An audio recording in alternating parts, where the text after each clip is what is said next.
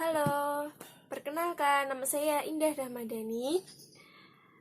Di sini saya akan membahas sedikit tentang bukunya Charlotte Mason, Cinta yang Berpikir, yang sudah diterjemahkan oleh Ellen Christie. Ya, saya sudah meringkas sedikit-sedikit ya, nanti saya jelaskan. Kita mulai dulu ya dari bab 1. Bab 1 yaitu memiliki cinta yang berpikir. Agar kita mempunyai rasa cinta yang kuat dan kokoh terhadap anak kita, maka kita itu harus mendampinginya setiap hari, mendampingi proses tumbuh kembangnya anak setiap hari. Nah, kalau mau jadi orang tua, harus menghilangkan traumanya dahulu, trauma kita di masa kecil. Nah, kalau kita tidak menghilangkan trauma kita pada waktu masa kecil, takutnya nanti kalau kita sudah mempunyai anak, kita itu melampiaskan trauma kita kepada anak kita. Nah, cinta yang berpikir. Kenapa sih harus cinta yang berpikir? Nah, kalau menjadi orang tua, cinta saja itu tidak akan cukup. Ya, memang pada dasarnya kalau mendidik anak itu modal utama, kalau menjadi orang tua itu modal utamanya itu harus mencintai sepenuhnya dan tulus kepada anak-anak. Tapi tidak cukup. Nah, kalau kita mengasuh anak itu harus dengan pendidikan, harus dengan pengetahuan. Nah, gitu ya. Jadi kalau kita membesarkan anak, kita itu harus mempunyai rasa cinta dan ilmu pengetahuan yang cukup. Setiap orang tua wajib memiliki minimal pengetahuan tentang fisiologis dan psikologis anak. Filsafat skolastik itu meneruskan tradisi Aristoteles yang mendefinisikan manusia adalah binatang yang bernalar. Nah, kita sebagai orang tua itu jangan pernah sekali-sekali mengatakan hal negatif kepada anak kita. Nah, kadang itu kita itu tidak sabar ya. Bahkan kita itu lupa bahwa anak mempunyai selera, hasrat, dan opini tersendiri. Nah, kepribadian adalah fitur yang membuat orang manusia menjadi manusia. Nah, butiran kedua filosofi Charlotte Mason itu mengatakan potensi yang ada pada diri anak masih bersifat kemungkinan. Nah, menempatkan anak di jalur yang tepat untuk terwujudnya berbagai peluang yang tersimpan di dalam dirinya. Itulah amanah orang tua yang sesungguhnya. Batasan orang tua yang jelas adalah kedudukan anak sebagai pribadi yang unik, istimewa, dan berharga.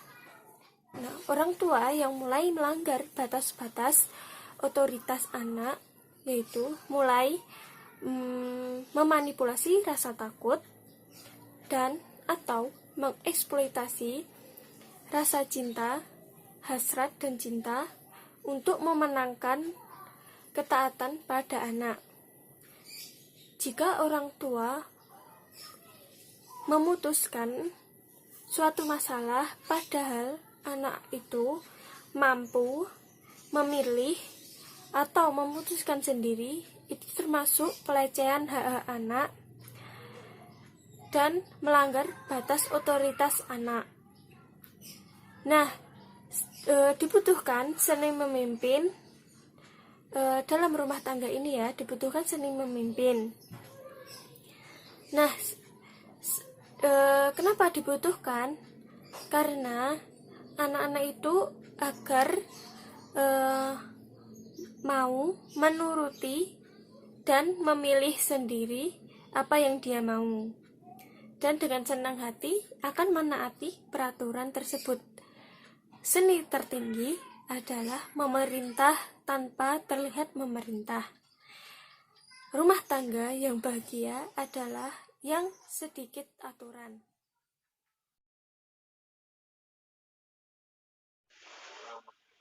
Nah, kita sebagai orang tua itu pasti kan ingin anaknya itu lebih baik dari kita ya. Makanya kita itu mengeleskan anak di sana, di sini, di sana, di sini dengan biaya yang mahal. Terus nanti dengan tempat les yang bernama. Nah, terus nanti anak nanti juga dileskan piano, musik, drum, dan lain sebagainya. Terus kita itu mesti juga pengen ya anak kita itu pengen masuk di sekolah yang bergengsi, yang mempunyai kedisiplinan yang tinggi, seperti sekolahnya artis-artis gitu ya, yang biayanya yang besar, terus bisa mencetak lulusan yang handal. Tapi kadang kita itu lupa bahwa tujuannya kita itu sebenarnya apa, tujuan sebenarnya itu apa. Kita memasukkan anak ke sekolah yang bergengsi itu tujuannya apa, terus mengapa harus dilakukan, terus apakah kita itu juga tidak kadang kita itu juga lupa ya memikirkan perasaan anak. Gimana sih perasaan anak kalau dipaksakan ikut les bla bla bla bla, terus di sini terus tidak sesuai dengan keinginan anak, itu bagaimana. Kadang kita itu juga tidak memikirkan perasaan tentang anak, padahal menurut Charlotte Mason itu perlu sekali kita itu diskusi dengan anak. Tujuannya apa? Biar sama-sama enak gitu. Terus kita itu juga sebagai orang tua itu harus mempertimbangkan juga, mengapa sih saya masukkan dia ke sekolah A, mengapa sih saya masukkan ke ekstrakurikuler ini itu, terus mengapa sih saya harus selesaikan ke bimbel yang bergengsi, yang mempunyai bayaran tinggi. Padahal kita tuh juga tidak tahu apakah bimbel itu real tulus atau memang karena bisnis. Kita kan juga nggak tahu kan.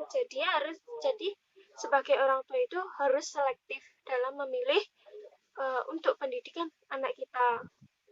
Nah, di sini ada perkataan Charlotte Mason. Saya akan bacakan ya. Dilihat dari segi nama pun, tidaklah berlebihan jika saya berkata bahwa orang tua yang tidak teguh mengikuti satu metode pendidikan yang telah ia pikirkan dengan saksama adalah orang tua yang gagal memenuhi tuntutan tanggung jawab yang ia terima dari anaknya.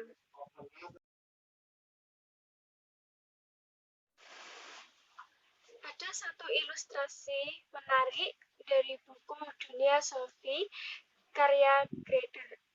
Nah, di sini tuh dikisahkan satu keluarga yang terdiri dari ayah, ibu, dan Thomas berusia kira-kira 2-3 tahun. Nah, di sini digambarkan tiba-tiba si ayah itu melayang. Nah, apakah ini reaksi si ibu dengan Thomas ini apakah sama? Nah, ketika si Thomas melihat ayahnya melayang, Thomas itu berteriak, "Wah, hebat! Ayah terbang, ayah melayang." Terus bilang sama ibunya, "Ibu, ayah terbang." Nah, ibunya itu kan yang sedang mencuci pakaian ya, itu langsung ke ruang tamu untuk melihat ayah. Nah, ternyata ayahnya itu memang benar-benar terbang. Lalu ibunya itu pingsan karena serangan jantung dan harus dirawat di rumah sakit. Nah, ini membuktikan bahwa reaksi sang anak dengan ibu sangatlah berbeda. Mengapa demikian? Karena anak-anak itu belum tahu apa-apa. Kalau ayahnya bisa melayang itu suatu hal yang sangat menakutkan ya. Maaf kalau cerita saya tadi kurang pas, maksudnya tidak sesuai, tapi saya menceritakan garis besarnya seperti itu yang diceritakan di Cinta yang Berpikir. Nah, jadi itu anak itu kan tidak tahu ya, makanya dia itu gembira, seakan-akan gembira, dan ibunya itu malah ketakutan. Nah, menurut Grader, anak-anak itu merupakan filsuf. Itu merupakan filsuf. Karena apa? Karena anak-anak itu rasa ingin tahunya tinggi. Nah, kalau menurut Mason, itu anak-anak itu berpikir sudah mulai dari kecil, mulai menyukai belajar.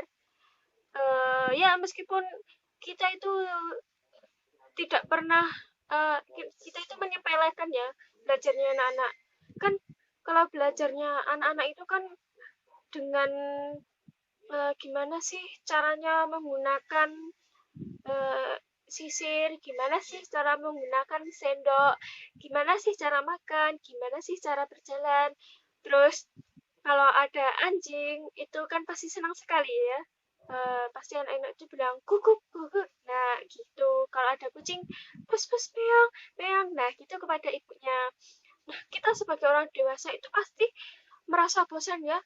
Kenapa sih harusnya itu aja, padahal kalau seorang bayi itu sudah menjadi belajar, pengalaman yang besar buat anak, karena anak itu kan baru mulai belajar itu dari diri sendiri.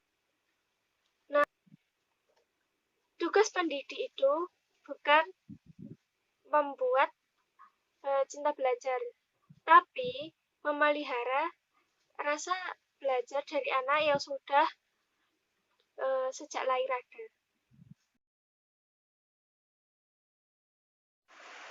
Nah, kalian tahu nggak ide itu apa? Ada yang tahu?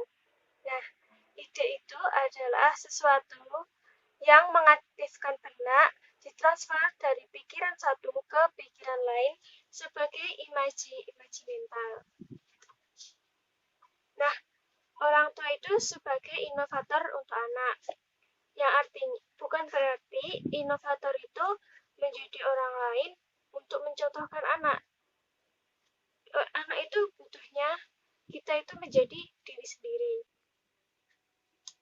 Menurut Charlotte Mason, orang tua dan anak adalah kawan perjalanan yang menyenangkan dalam proses membangun karakter ideal dan mengejar pengetahuan.